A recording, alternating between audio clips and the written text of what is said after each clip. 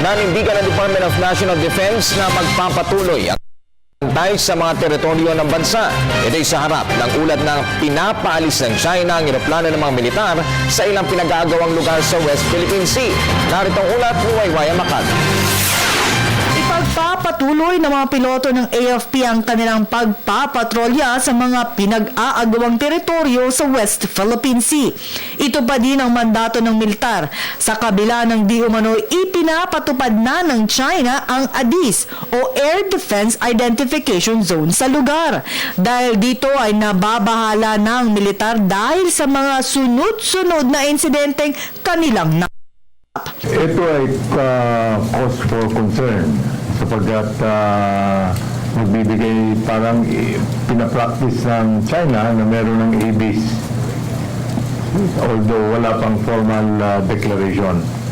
So this is part of our effort to monitor. We continue to move around and see their actions and have this reported to the proper agency for its proper action. Kaya naman hindi iiwan ng militar ang kanilang trabahong i-monitor ang West Philippine Sea at hindi dapat matakot kanilang mga babala, sabi pa ng kalihim.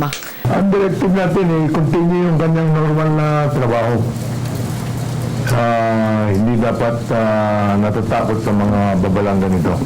Ayon sa report ng commander ng AFP Western Command na si Vice Admiral Alexander Lopez, umaabot na sa 6 na insidente ang natatanggap ng mga piloto na pinapaalis sila sa lugar. Ang pinakahuling insidenteng kanilang natanggap ay nitong May 6 na pinapaalis ng China ang eroplano ng militar na nagpapatrolya lamang.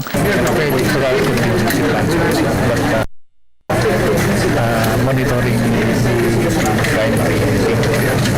Matatandaan hindi ito ang unang pagkakataon na ipinapatupad ng China ang ADIZ.